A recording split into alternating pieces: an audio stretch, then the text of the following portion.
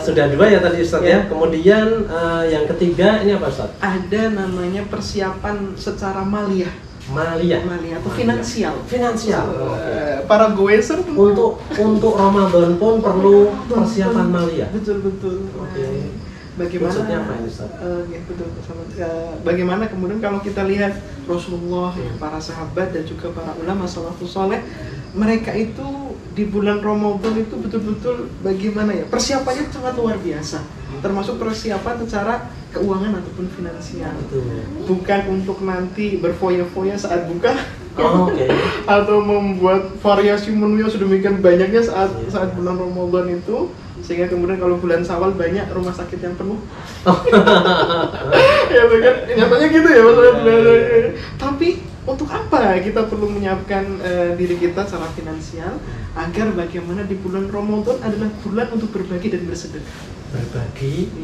Bersedekah. Rasulullah itu adalah pribadi yang sangat gemar bersedekah Pak Selamat. Dan lebih gemar lagi bersedekah ketika bulan Ramadan. Subhanallah. Karena bulan Ramadan itu Allah sedang mengobrol pahala. Rahmatnya, keberkahannya, luar biasa itu. Maka kita harus betul lipat gandakan. Sehingga perlu kita menangkap momentum yang sangat luar biasa. Nah, ini menarik ini untuk para goeser ya. Jadi bagi para goeser itu biasanya yang pertama beli sepedanya dulu Ustaz ya. Ada sepeda gitu kan. Sepeda pun ya silahkan sesuai kemampuan budget, sesuai keinginan, sesuai kebutuhan gitu. Nah, nanti setelah itu biasanya itu ada racunnya, ini istilahnya itu adalah racun upgrade. Jadi mungkin kerennya kurang sesuai, pengen agar kalau naik tanjakan itu bisa kuat misalnya ya, giginya ditambahi lagi yang lebih ringan. Ini nanti barangkali kawan-kawan ya goeser alokasi untuk upgrade sepedanya boleh sebagian untuk dialokasikan untuk kegiatan sosial yang bersedekah, khususnya nanti di bulan Ramadan. Betul. Bagaimana indah sekali nanti Pak Selamatnya kalau misalkan ketika menjelang buka di samping goes gitu ya, kita membawa sekian banyak paket berbuka, kita bagi sama yang membutuhkan sambil goes. Itu luar biasa ya, berbagi buka puasa sambil goes.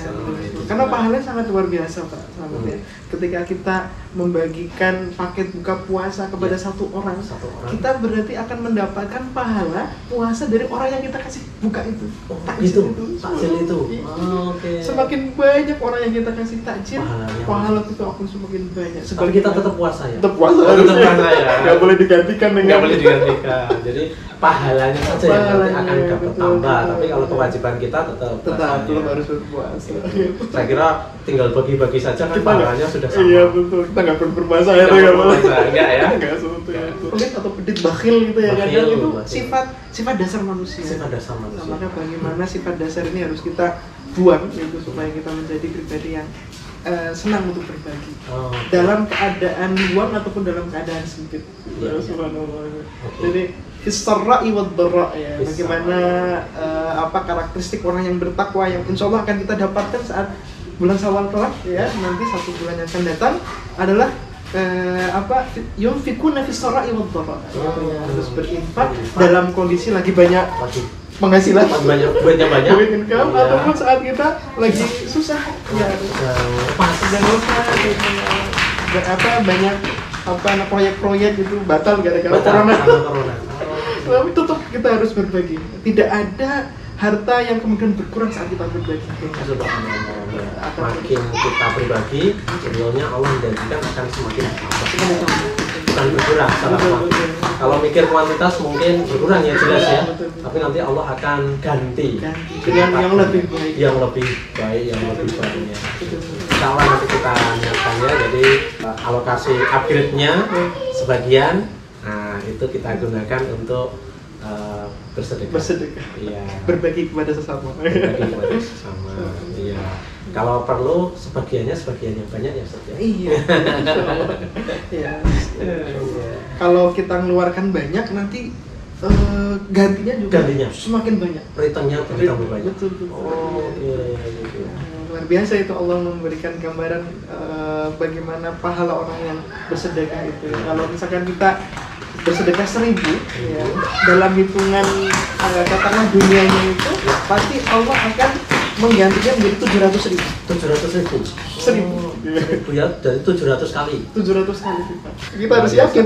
Nah, ini kembali lagi ke tadi yang memang harus yakin. Ini yakin memang tidak akan bernilai kalau kita tidak yakin.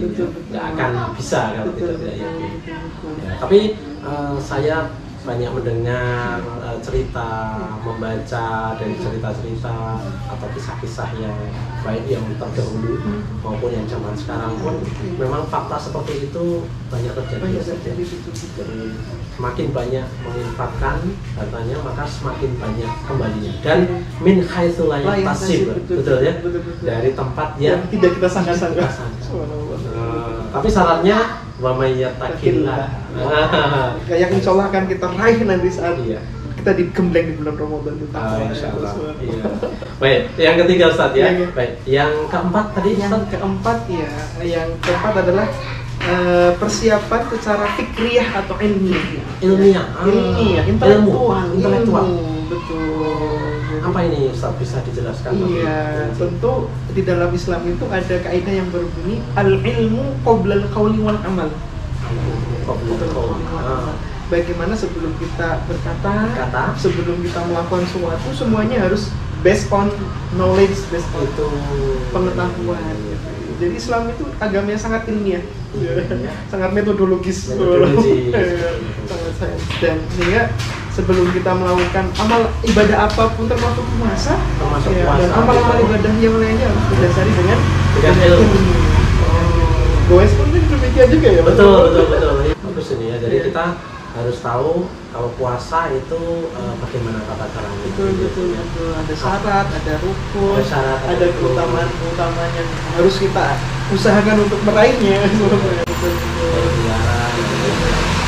Ini harus kita pelajari terlebih dahulu sebelum hari Ramadan masuk. Betul. Dan nanti ketika kita Ramadan itu kita sudah siap secara ilmu. Karena subhanallah ya Pak, selamat kalau kita kembali ke sabda Rasulullah yang cukup banyak itu mewanti-wanti kita jangan sampai kemudian kita berpuasa sekedar sekedar menggugurkan kewajiban. Dan ya disebutkan dalam sebuah hadis sahih riwayat Bukhari dan Muslim juga yang berbunyi kam min sha'imin, atau disebutkan dalam doa rubas sha'imin laisa lahu min siyamihi ilal ju' wal atas. Banyak daripada kita yang melakukan ibadah puasa nggak mendapatkan apa-apa dari puasanya kecuali ju' wal atas, lapar dan dahaga. Oh bisa gitu rugi ya? Rugi sekali. Udah dari pagi sampai sore cuma dapatnya lapar dan nggak mendapatkan pahala. Oh iya, jadi agar tidak seperti itu lagi-lagi harus didasari dengan ilmu. Disebutkan dalam hadis yang lain pula yang berbunyi bahwasanya man shoma ramadhana imanan wa ihtisaban ghufira lahu ma taqaddama min dhanbi. Supaya dosa-dosa kita terhapus, kita mendapatkan pahala yang sangat banyak, imanan wa ihtisaban. Dasarnya iman, ihtisab, libtiho imamdotillah, kita mengharapkan itu dari Allah, dan kita nggak mungkin mendapatkan itu kalau kita mengamalkannya tanpa dasar ilmu. Gitu ya. Jadi memang harus ada ilmunya. Saya ada teringat ini syarat suatu amal itu bisa diterima oleh Allah SWT itu ada dua. Ada ya, dua, betul. Nah, ini kayaknya ada kaitannya dengan Allah gantengnya. Iya. Jadi tadi syarat suatu amal itu diterima Allah ini ada satu adalah khulusun niyah. Niatnya ikhlas. Tadi sudah kita bahas ya. Niatnya harus ikhlas hanya untuk Allah. Kemudian yang kedua adalah ittiba'ur rasul. Nah, kita harus mengikuti apa yang dicontohkan atau yang dituntunkan oleh Rasulullah SAW. Tahunya kalau dicontohkan tentu harus dengan belajar, tahu ilmunya. Maka kemudian di dalam Islam thalabul ilmi fardhatun 'ala kulli muslim.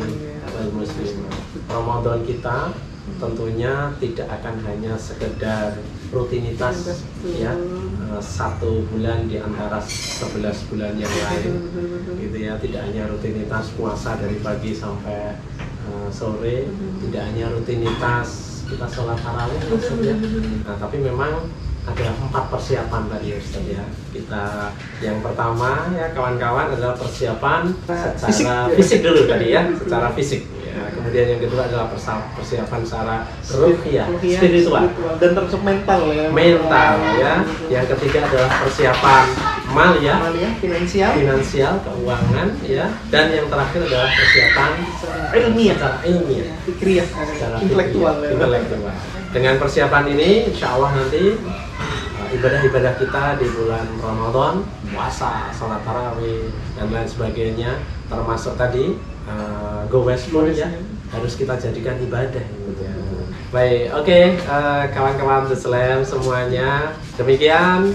Terima kasih sekali lagi Ustaz untuk sharing pada kesempatan kali ini. Assalamualaikum warahmatullahi wabarakatuh. Waalaikumsalam.